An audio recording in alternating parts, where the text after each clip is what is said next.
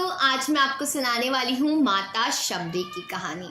बात भगवान राम के जन्म से पहले की है, जब भील आदिवासी कबीले के मुखिया अज के घर बेटी पैदा हुई थी। उनका नाम एक श्रमरा और दूसरी नाम शबरी रखा गया। शबरी की माँ इंदुमती उसे खूब प्यार करती थी। बचपन से ही शबरी पशु पक्षियों की भाषा समझकर उनसे बात करती और जब शबरी की माँ उसे देखती तो कुछ समझ नहीं पाती थी। कुछ समय बाद एक पंडित ने शबरी के परिवार को बताया कि वो आगे चलकर सन्यासी बन सकती है। इस बात का पता चलते ही शबरी के पिता ने उसका रिश्ता तय कर दिया। जैसे ही शादी का दिन नजदीक आया, शबरी के घर वालों ने खूब सारी बकरियां और अन्य जानवर घर के पास लाकर बांध दिए।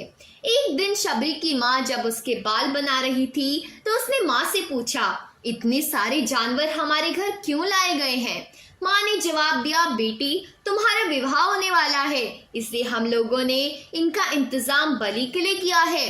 तुम्हारी शादी के दिन ही बलि प्रथा होगी और फिर इनके स्वादिष्ट भोजन बनाकर सबको परोसा जाएगा। यह सब सुनकर शबरी दुखी हो गई। काफी देर तक शबरी ने उन जानवरों को आजाद करने के बारे में सोचा। सोचते सोचते शबरी के मन में हुआ कि अगर ये जानवर यहाँ नहीं होंगे तो इनकी बलि रुक सकती है। ऐसा नहीं हुआ तो मेरे घर से कहीं चले जाने पर ही बलि रुकेगी। जब मैं ही नहीं रहूंगी तब ना विवाह होगा और न ही बलि प्रथा। इससे मासूम जानवर बच जाएंगे। इसी सोच के साथ जानवरों की रखी गई जगह पर शबरी पहुंची।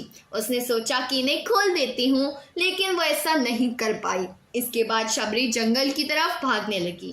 भागते भागते शबरी ऋषिमुख पर्वत पहुंच गई। वहां करीब 10,000 ऋषि रहा करते थे। शबरी को लगा कि वो भी इसी जंगल में किसी तरह ऋषि मुनियों की सेवा करके अपना जीवन जी लेगी। वो चुपचाप उसी जंगल में एक हिस्से में किसी तरह से रहने लगी।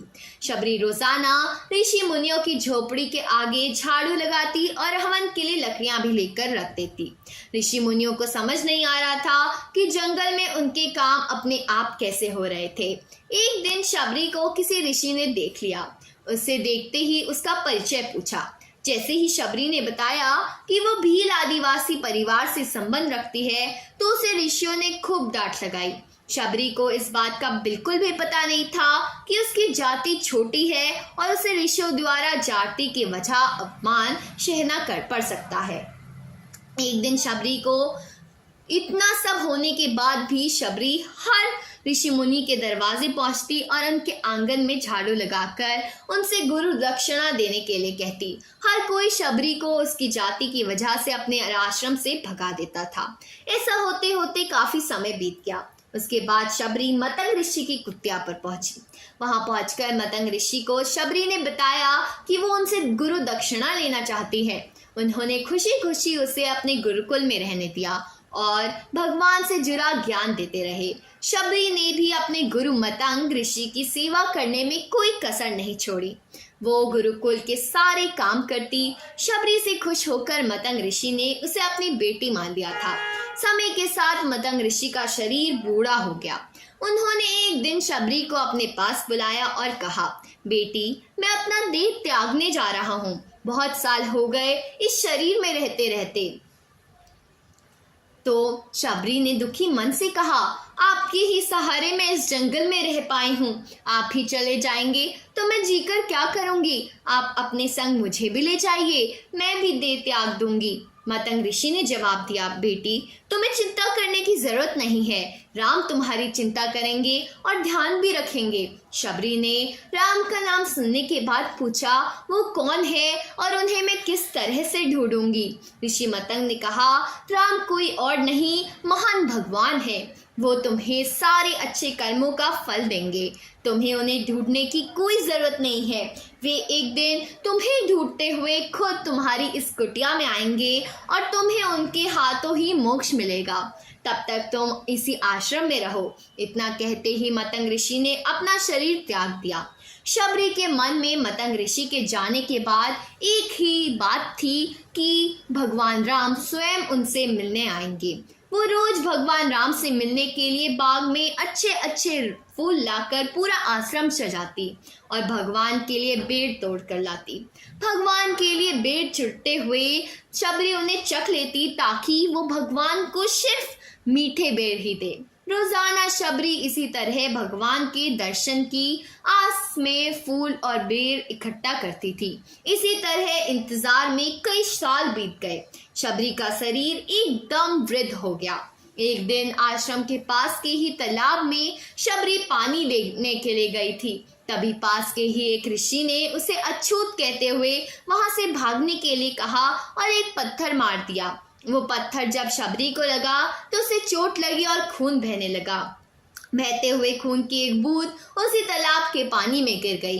तभी पूरा तालाब का पानी खून में बदल गया। ये सब होता देखकर ऋषियों ने शबरी को ही डांटा और कहा कि पापिन, तुम्हारी वजह से पूरा पानी खराब हो गया। रोज ऋषि उस पानी को साफ करने के लिए अपनी कई तरह की विद्याओं का इस्तेमाल करते। कई सारे जतन करने के बाद भी कुछ नहीं हुआ। फिर उन्होंने गंगा जैसी कई पवित्र नदियों का जल भी उस तालाब में डाला, फिर भी तालाब का पानी साफ नहीं हो पाया और वो खून जैसा ही रहा। कई सालों तक तालाब के पानी को साफ करने की कोशिश के बाद भी कुछ काम नहीं हो पाया, तो ऋषि ने थक कर सब कुछ छोड़ दिया। इस घटना के कई साल बाद भगवान राम अपनी पत्नी के हरण के बाद उन्हें ढूंढते हुए उसी तालाब के पास पहुंचे। ऋषि मुनियों ने उन्हें पहचान लिया। भगवान को वहां देखकर ऋषियों ने तालाब का पानी साफ करने के लिए भगवान को उनके पैर उसमें डालने के लिए कहा, लेकिन पानी जैसा का तैसा ही था। ऋषि मुनियों ने भगवान से भी कई जत्न करवाए, लेकिन वो पानी जस का तस खून जैसा ही रहा। तब भगवान ने ऋषियों से पानी के रक्त में बदलने की कहानी पूछी। तब ऋषि ने शबरी को पत्थर मारने वाली सारी बात बता दी। इसके बाद कहा कि वो स्त्री अपवित्र है, छोटी जात की है, इसलिए यह सब हुआ है। इसी वक्त भगवान ने कहा, ये सब आप लोगों के खराब वचनों से हुआ है। शबरी को इस तरह के शब्द बोलकर आप लोगों ने उसे नहीं बल्कि मेरे दिल को घायल किया है। उसी घायल दिल के रक्त का प्रतीक यह तालाब का लाल पानी है। आगे भगवान राम बोले, कहा है वो माई, मैं उनसे मिलना चाहता हूँ। तब तक शबरी उसी तालाब के पास पहुंच जाती है। इस दौरान शबरी के पैर को ठोकर लगती है और कुछ घुल उस तालाब में गिर जाते हैं। तभी पानी साफ हो जाता है। भगवान सबसे कहते हैं, देखिए आप लोगों ने क्या कुछ नहीं किया, लेकिन पानी साफ नहीं हुआ। अभी सिर्फ उनके पैर की थोड़ी सी धूल से पानी साफ हो गया। भगवान राम को शबरी पहचान चुकी थी। उन्होंने प्रणाम करके शबरी से कहा, भगवान। शबरी ने उनको प्रणाम करके कहा, भगवान आप मेरी कुटिया में चलिए। भगवान भी खुशी खुशी शबरी के साथ चले गए। फूलों से शबरी ने भगवान राम का स्वागत किया। वो सीधे बेर तोड़ने के लिए भाग गई और चक चक कर उनके लिए बेर लेकर आई। उन्होंने बड़े ही प्यार से भगवान राम और उनके भाई लक्ष्मण को बेर दिए। भगवान राम ने ही उतने ही प्यार से उस बेर को खाना शुरू किया। तभी बेर देखकर मुंह बनाते हुए लक्ष्मण ने कहा, भैया ये पेड़ जूठे हैं, इन्हें आप कैसे खा सकते हैं?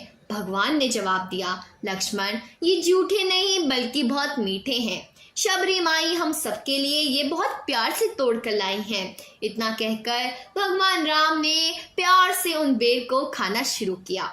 भगवान ने जाते हुए शबरी माई से कहा, आप मुझसे जो चाहें वो मांग सकती हैं। शबरी ने कहा, मतंग ऋषि के कहने पर मैं आज तक सिर्फ आपके दर्शन करने के लिए ही जी रही हूँ।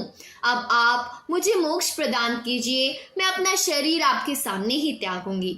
उसी वक्त शबरी ने अपना शरीर त्याग दिया। भगवान राम ने अपने हाथों से उसका अंतिम संस्कार किया और सीता माँ की खोज के लिए आगे बढ़ गए। इस तरह से ऋषि मतंग की बात सच साबित हुई और शबरी को भगवान राम के दर्शन भी हुए। तभी से भगवान को शबरी के नाम से भी जाना जाता है। तो दोस्तों, सच्चा श्रद्धा हो तो भगवान के दर्शन भी मिल जाते हैं। अगर हम सच्ची सोच से प्रभु को भी बुलाना चाहें तो प्रभु भी हमारे जूठे बेर हमारे लिए खा गाने आ जाते हैं। तो दोस्तों आज की कहानी यही थी। पसंद आई हो तो वीडियो को लाइक करना, चैनल को सब्सक्राइब करना। अभी के लिए बस इतना ही, मिलते हैं अगली वीडियो में। अभी के लिए बाय बाय।